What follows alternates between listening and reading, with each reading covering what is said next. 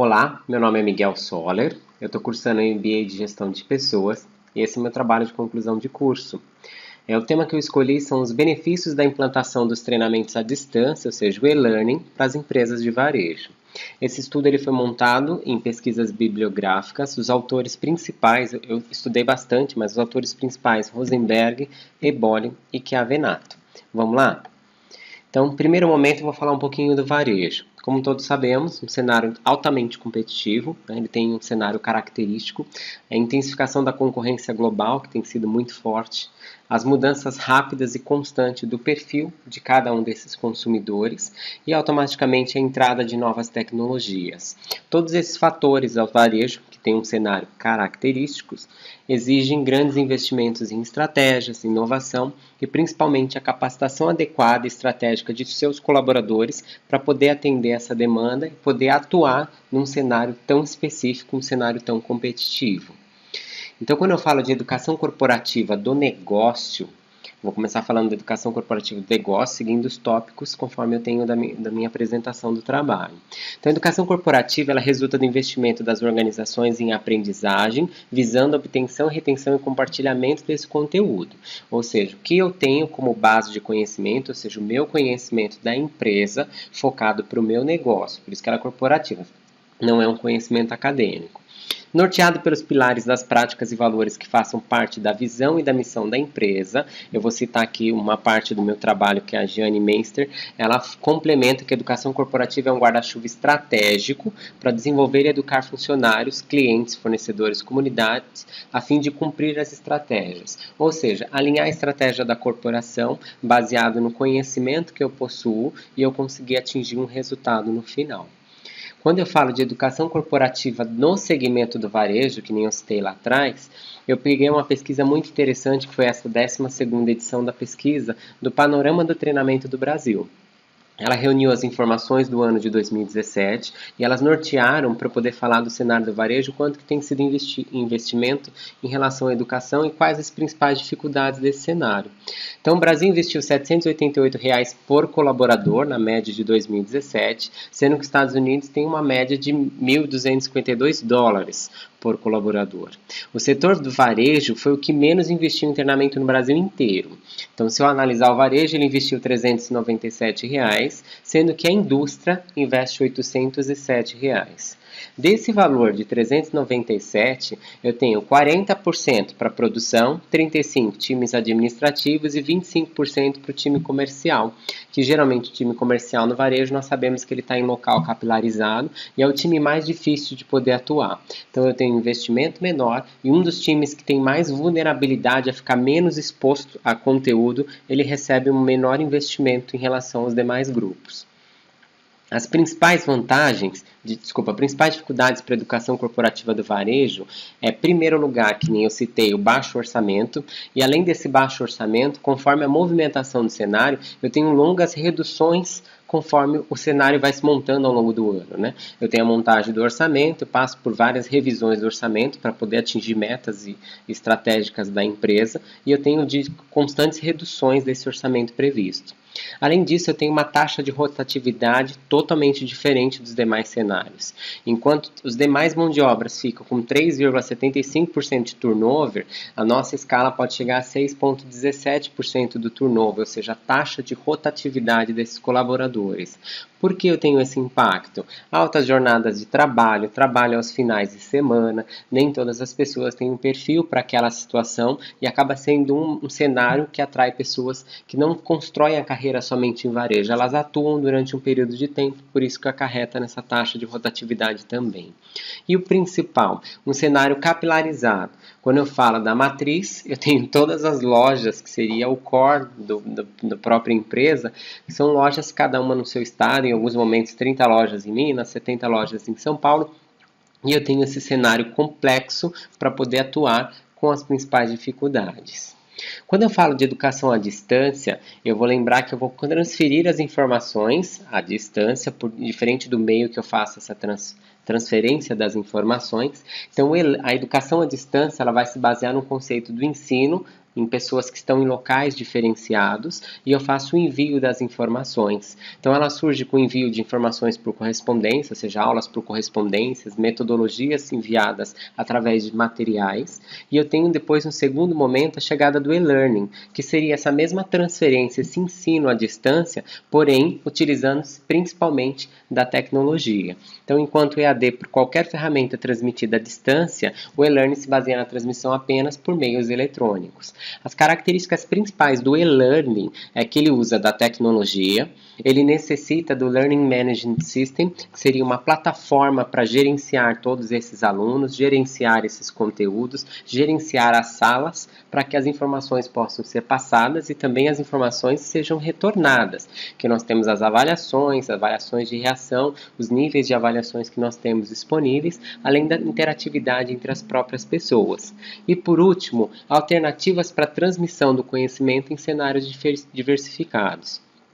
As vantagens principais do e-learning, que foram as vantagens que nortearam o meu trabalho, são redução de custo em relação à estrutura de espaço físico, eu tenho o salário daquele instrutor dedicado, eu tenho estrutura de coffee, eu tenho deslocamento das pessoas, eu tenho disponibilidade em tempo integral. Se eu disponibilizei aquele conteúdo, se a pessoa quiser acessar de manhã, tarde ou noite, ou se ela quiser acessar em algum momento, ela pode. Eu padronizo e eu melhoro a qualidade do conteúdo. Uma vez que eu tenho um instrutor em sala, depois de um período de tempo, ele pode variar a qualidade do treinamento. No e-learning material, ele fica padronizado e eu posso revisar e trabalhar melhor a qualidade daquele material. Eu atualizo em tempo real. Por exemplo, se eu precisei lançar uma nova coleção de calçados, eu troco o material naquela base e todos os alunos que estiverem acessando, assim que fizerem um novo acesso, já têm acesso ao material atualizado, em tempo real. É tudo muito dinâmico. E principalmente a criação de uma base de conhecimento. Eu contato todas as áreas de uma corporação, absorvo aquele conhecimento tácito, transformando um conhecimento explícito, e logo em seguida eu faço toda uma sistematização dele para que eu possa fazer a criação de uma base de conhecimento, uma única plataforma que reúne as informações da empresa. Só que toda vantagem tem automaticamente uma desvantagem conforme o cenário. Então o impacto da banda larga, quando eu falo de varejo, ele é bem complexo. Tem lojas, vamos colocar uma loja, dependendo de uma unidade muito pequena, tem um link que é um custo altíssimo para a loja pequeno, e esse link pequeno não suporta a transferência dos arquivos, os arquivos de vídeos, arquivos de áudio e assim sucessivamente. Eu tenho também custos elevados durante o processo inicial, ou seja, eu tenho que contratar a plataforma, profissionais para construírem os materiais iniciais, profissionais para personalizarem a plataforma, para depois ela começar a me atender. Eu exijo uma cultura diferente. Não é simplesmente pegar, a partir de agora vamos trabalhar com e-learning. Eu tenho que começar a fazer um plano de divulgação mais forte, eu tenho que analisar o perfil dessas pessoas e entender do perfil dela qual a melhor estratégia que eu tenho. Será que eu vou disponibilizar através de avatar? Será que eu vou fazer através de um fórum? Eu vou fazer uma palestra online, assim como nós estamos gravando? Eu vou disponibilizar vídeo, que ele já está acostumado conforme o YouTube? E além de tudo, nem todo perfil de aluno se adequa ao EAD. Aquele perfil de aluno que gosta de um bom livro, quando ele vê o livro numa forma digital, ele consegue até se adaptar. Mas tem pessoas que não vão se adaptar porque ela tem necessidade, uma pessoa um pouco mais sinestésica, ela precisa trocar informações, tocar em objetos, participar de dinâmicas. Então o EAD não funciona em 100% dos cenários, ele precisa que tenha um suporte a mais, tutorando esse processo. Eu vou acelerar um pouquinho porque nós temos pouco tempo. As novas tecnologias disponíveis que nós temos para o e-learning, primeiro, um ambiente 100% personalizável e cada vez mais interativo. Uma forte tendência de ambientes colaborativos, isso é fantástico, que nem nós fizemos a nossa pós-graduação, eu interagi em tempo integral com pessoas no fórum. Pessoas que eu nunca vi na vida, que me acrescentaram informações muito vitais que eu vou levar para o resto da minha vida. Recursos digitais através da gamificação. Então eu posso lançar um jogo simples, um jogo de código de ética, por exemplo, ou então o próprio Waze. Se você parar para analisar, cada um tem o seu personagem, eu posso fazer contribuições e eu ganho pontos conforme aquelas contribuições que eu faço. Então eu faço um sistema de ranking, um sistema de reconhecimento, e isso gera um estímulo, uma gamificação. Recursos de realidade virtual aumentada.